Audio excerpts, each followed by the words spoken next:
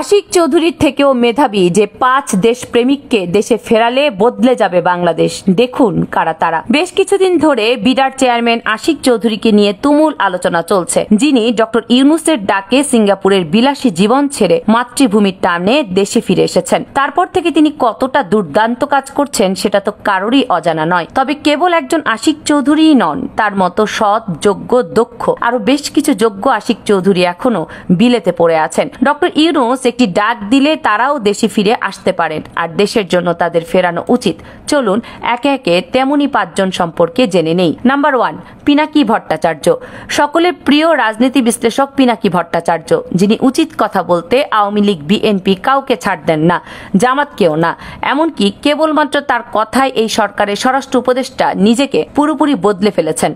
তাহলে বুঝেন তার প্রভাব কতটুকু। কখনই কি ভেবে দেখেছেন একজন হিন্দু হওয়ার পরও তিনি বাংলাদেশের মানুষের কাছে কতটা জনপ্রিয়?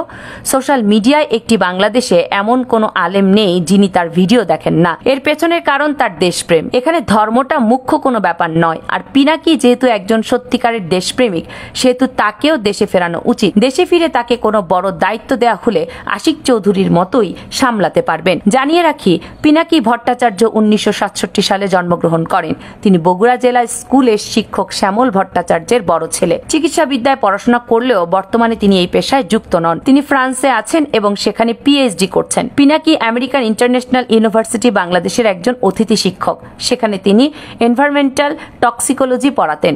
তিনি বাংলাদেশের কমিউনিস্ট পার্টির সাবেক সদস্য হয়ে বামপন্থী রাজনীতির সাথে জড়িত ছিলেন। বাংলাদেশের রাজনীতির ইতিহাস এবং অন্যান্য বিষয়ের উপর 18টি গ্রন্থ রচনা করেছেন এই ভদ্রলোক। তার মতো ব্যক্তিকে দেশে ফেরাতে না পারা এ জাতির জন্যই দুর্ভাগ্যের। নাম্বার 2, মেজর ডালিম।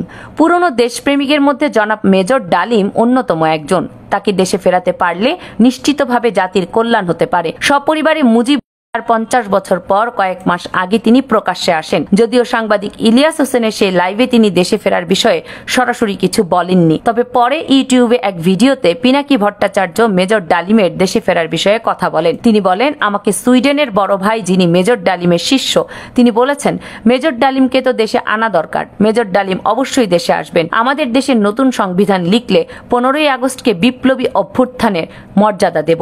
তিনি বলেন, আগের রায় যার সবকিছু ইনভ্যালিড হয়ে যাবে। তিনি তখনই বীরের বেশে দেশে ফিরবেন। বাংলাদেশে যতবার ডালিমরা আসবে ততবার মেজর ডালিমরা জন্মাবে। মন্তব্য করেন পিনাকি ভট্টাচার্য। বলেন, কখনো তাদের নাম হবে আবু সাইদ, কখনো তাদের নাম হবে মীর মুগ্ধ, কখনো তাদের নাম হবে ওয়াসিম। আমরা এক একটা তারার নাম দেব এই বীরদের নামে। প্রবাসী এই অ্যাক্টিভিস্ট বলেন, 24-এর বিপ্লব একটা প্রকৃত বিপ্লব হয়ে উঠবে যদি আমরা নতুন সংবিধান লিখে মেজর ডালিমকে দেশে ফিরিয়ে আনতে পারি। সেদিন হবে বিপ্লবের প্রকৃত বিজয়। পিনাকির এমন তথ্য জানানোর পর নেটিজেনরা জানতে চাচ্ছে, দেশে ফিরলে মেজর ডালিম কি রাজনীতি করবেন? করলে কোনো দলে যোগ দেবেন? ডালিম রাজনীতি করবেন কিনা সেটা তার টক শোতে কিছুটা বোঝা গিয়েছিল। টক শো শুরুর দিকেই কোনো এক সময় তিনি বলেছিলেন, আমি এবং আমার সাথী ভাইয়েরা যারা এখনো বেঁচে আছি, আমরা যদি আমাদের বর্তমান প্রজন্মের বিপ্লবী ছাত্র জনতার বিপ্লবী কর্মকাণ্ডে কোনো রকম অবদান রাখতে পারি আমাদের নিজস্ব অভিজ্ঞতা যোগাযোগ থেকে, তাহলে আমরা সেটা করতে প্রস্তুত। নাম্বার 3, সাংবাদিক ইলিয়াস। জনপ্রিয় সাংবাদিক ইলিয়াস হোসেনকে কে না চেনেন? একজন সত্যিকারের দেশপ্রেমিক ও পরোপকারী মানুষ হিসেবে অনেকে তাকে দেশে ফেরানোর কথা বলেন। অনেকে বলেন তার মতো একজন মেধাবী মানুষকে এভাবে অপচয় করা ঠিক হচ্ছে না। ইলিয়াস হোসেনকে দেশে ফিরিয়ে এনে গোয়েন্দা বিভাগে যুক্তের কথাও বলেন কেউ কেউ।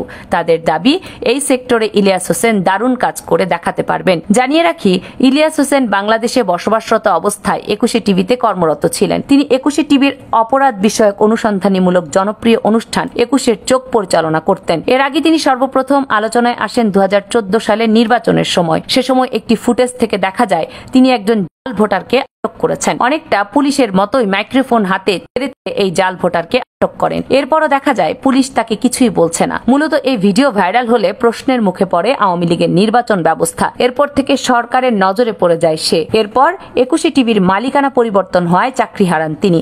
এক পর্যায়ে বিভিন্ন মামলা হয় তার নামে। শেষ পর্যন্ত রাতের আধারে ভারত হয়ে দেশ ছাড়তে বাধ্য হন সাংবাদিক ইলিয়াস। তারপর থেকে বিদেশে বসে একের পর এক অজানা খবর তিনি বিদেশের মাটিতে বসে বের করে আনছেন, কিন্তু দেশে থেকেও তা পারছেন না বাংলাদেশের অন্যান্য সাংবাদিকরা। তাহলে বোঝেন তাকে দেশে কতটা দরকার। নাম্বার 4, মনিকা ইউনুস। বাংলাদেশের মেধাবী এক তরুণী মনিকা ইউনুস। যদিও তিনি বিলেতে বেড়ে উঠেছেন, তবু তিনি বাংলাদেশেরই সন্তান, কারণ তার জন্ম বাংলাদেশে, তার বাবা একজন বাংলাদেশি। নোবেলজয়ী মোহাম্মদ ইউনুসের মেয়ে মনিকা মূলত একজন গায়িকা হলেও তিনি বেশ মেধাবী। বিশেষ করে ডিজিটাল মাধ্যমে তিনি দেশের জন্য বড় কোনো অবদান রাখতে পারবেন। তাই অনেকে দাবি তুলেছেন দেশের সন্তানকে এভাবে বিদেশে ফেলে না রেখে দেশে ফিরিয়ে আনা হোক, তাকে সরকারি কোনো কাজে লাগানো হোক। জানিয়ে রাখি, মনিকার মা যুক্তরাষ্ট্রের নিউ জার্সিতে বসবাসকারী রাশিয়ান বংশোদ্ভূত ভেরা ফরেস্টেনকো। 1967 সালে ভ্যান্ডারভিল বিশ্ববিদ্যালয়ে অধ্যয়ন করার সময় মুহাম্মদ ইউনুসের সঙ্গে তার পরিচয় হয় এবং 1970 সালে তারা বিবাহ বন্ধনে আবদ্ধ হন। কিন্তু মনিকা জন্মের কিছুদিনের মধ্যেই তার পিতামাতার বিচ্ছেদ ঘটে। পরে মনিকার মা মেয়েকে নিয়ে আমেরিকায় চলে যান। সেখানে তিনি নিজের বাবা মায়ের সঙ্গে বসবাস শুরু করেন। এরপর থেকে ডক্টর ইউনুসের সঙ্গে মেয়ের যোগাযোগ ছিল কম। 13 বছর বয়সে মনিকা ম্যাসাচুসেটসের প্রখ্যাত মিউজিক সেন্টারে ভর্তি হন। সেখানে তিনি পেশাদার অপেরা শিল্পী হিসেবে পরিচিতি পান। 1997 সালে প্রখ্যাত লরেন্সভিল স্কুলে ভর্তি হওয়ার পর তিনি জুলিয়ার্ড স্কুলে ভর্তি হন। সেখান থেকেই তিনি ভোকাল পারফরমেন্সে স্নাতক ডিগ্রি নেন। ছোটবেলা থেকে বাবাকে না দেখলেও মনিকা 2004 সালে ইউনুসের সঙ্গে যোগাযোগ করেন। 2005 সালে বাবার সঙ্গে দেখা করতে তিনি বাংলাদেশে আসেন। হাসিনা আমলে বাবার বিপক্ষে মিথ্যে নিয়ে একটি বিদেশি গণমাধ্যমে সাক্ষাৎকার দিয়ে তিনি আলোচনায় আসেন। নাম্বার 5, রবিন খোদা। এই ব্যক্তিকে খুব বেশি মানুষ হয়তো চেনেন না, এমনকি ধারণাও করতে পারবেন না তিনি কতটা মহৎ। মাস কয়েক আগেই খবরের শিরোনাম হয়েছিল সিডনি বিশ্ববিদ্যালয়ে $10 কোটি অনুদান দিয়েছেন বাংলাদেশি বংশোদ্ভূত এক উদ্যোক্তা, যা বাংলাদেশি মুদ্রায় প্রায় 800 কোটি টাকা। এত বিশাল অঙ্কের অনুদান দেয়া এই ব্যক্তি অন্যতম শীর্ষ ধনী ও প্রযুক্তি উদ্যোক্তা। আর এই ব্যক্তি রবিন খোদা, যিনি একজন বাংলাদেশি। এর আগে তিনি কোম্পানির 330 কর্মীকে 77,65,128 টাকা করে বোনাস প্রদান করে আলোচনায় এসেছিলেন। বাংলাদেশি বংশোদ্ভূত এই উদ্যোক্তার বাড়ি সিরাজগঞ্জে। 18 বছর বয়সে তিনি অস্ট্রেলিয়ায় পাড়ি জমান। বর্তমানে তিনি পশ্চিম সিডনিতে বসবাস করছেন।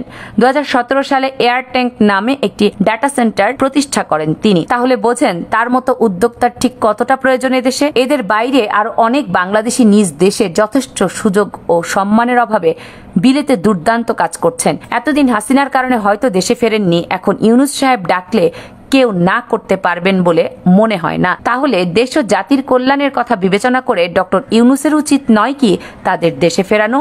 হ্যাঁ বা না লিখে মন্তব্যের ঘরে যার যার রায় জানিয়ে দিন এবং আপনারা এদের মধ্যে কাদের পছন্দ করেন সেটি কমেন্টস করে লিখে জানাবেন। কামরুন নাহার রাখি, কেএনআর মিডিয়া।